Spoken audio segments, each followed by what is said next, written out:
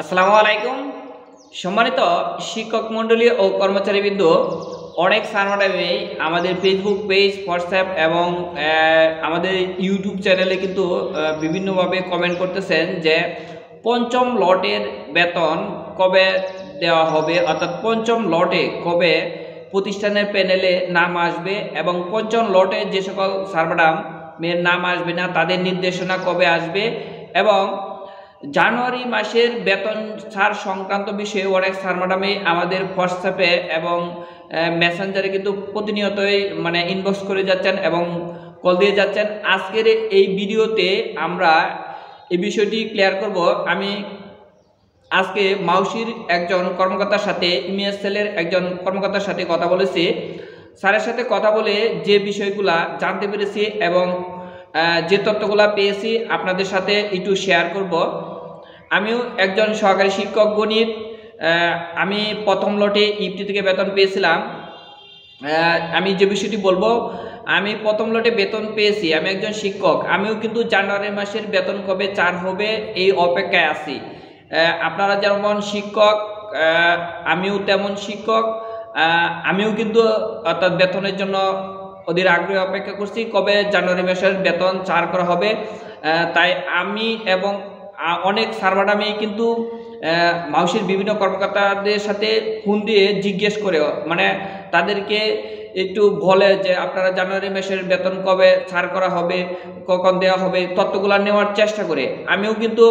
আমি নিজেও যেহেতু একজন শিক্ষক, আমি নিজেও স্যার ম্যাডামদেরকে একটা তাগাদার মধ্যে রাখি, অনেক সময় কিংবা আপডেট নেওয়ার চেষ্টা করি যে জানুয়ারি মাসের বেতন কবে দেওয়া হবে কিংবা পঞ্চম লটের আপডেট কবে আসবে, অর্থাৎ পঞ্চম লটের কবে আপনার বেতন ছাড় করা হবে, এই বিষয়টি জানার চেষ্টা করি মাউসির বিভিন্ন কর্মকর্তার সাথে কথা বলে। তবে আজকে যে তথ্যগুলো পেয়েছি আপনাদের সাথে আমি প্রথমে শেয়ার করি।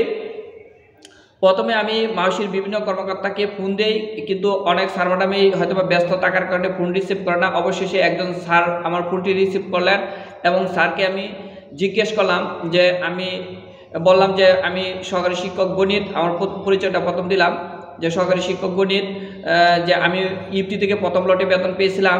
প্রথম লটে বেতন পাওয়ার পরে আপনার যে জানুয়ারি মাসের বেতন কবে চার করা হবে, জানুয়ারি মাসের বেতন কবে চার করা হবে এই প্রশ্নটি যখন আমি স্যারকে করলাম, স্যার আমাকে যে বিষয়টি বললেন যে জানুয়ারি মাসের বেতনের স্যারের যে আপনার ফাইলটি আছে এই ফাইলটি শিক্ষা মন্ত্রণালয়ে পাঠানো হয়েছে। যখন শিক্ষা মন্ত্রণালয় থেকে অনুমোদন করবে, বেতন ছাড় করে দিবে, তখনই কিন্তু ছাড় হয়ে যাবে।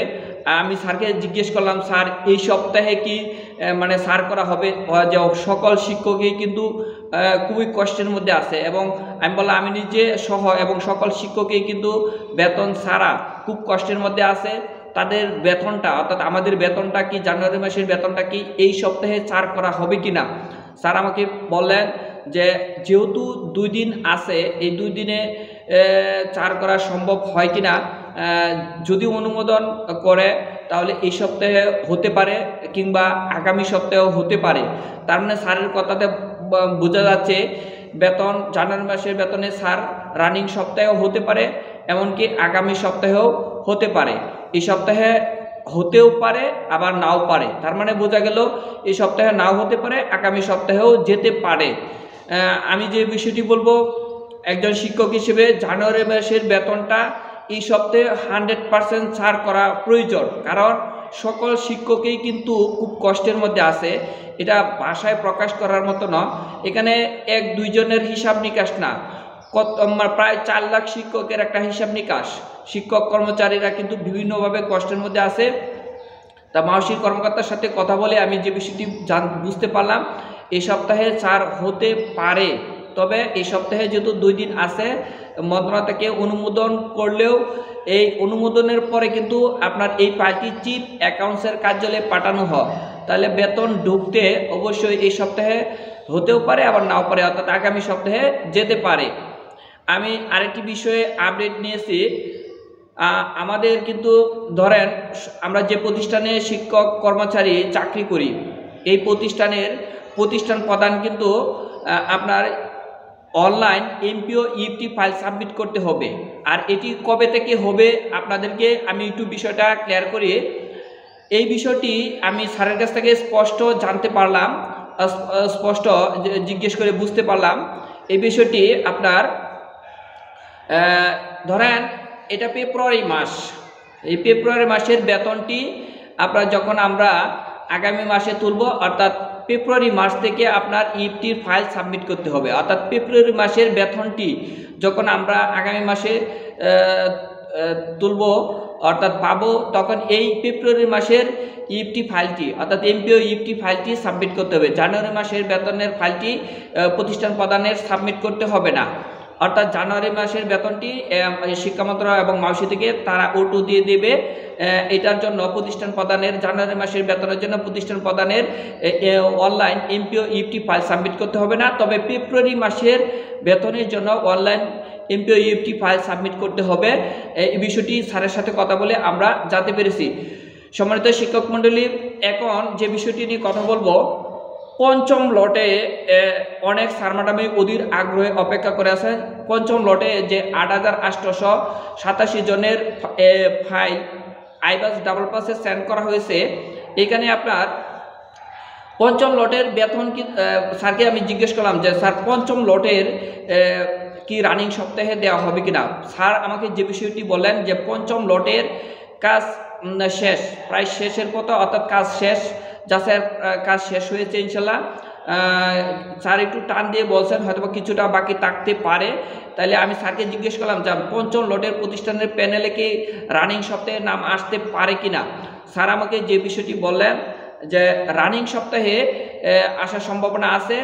আবার এটাও বললো যে রানিং সপ্তাহে যদি কোনো কারণে সম্ভব না হয় তাহলে আগামী সপ্তাহে অর্থাৎ রবি কিংবা সোমবারের দিকে চলে আসবে। তবে আমি স্যারের কথায় যে বিষয়টি বুঝতে পারলাম, পঞ্চম লটের প্রতিষ্ঠানের প্যানেলের নাম রানিং সপ্তাহে আসার সম্ভাবনা বেশি। অর্থাৎ রানিং সপ্তাহে পঞ্চম লটে আপনার প্রতিষ্ঠানের প্যানেলে নাম চলে আসতে পারে। আপনারা কাল পরশুর মধ্যে ইনশাল্লাহ আশা করা যাচ্ছে প্রতিষ্ঠানের প্যানেলে আপনাদের নাম চলে আসবে।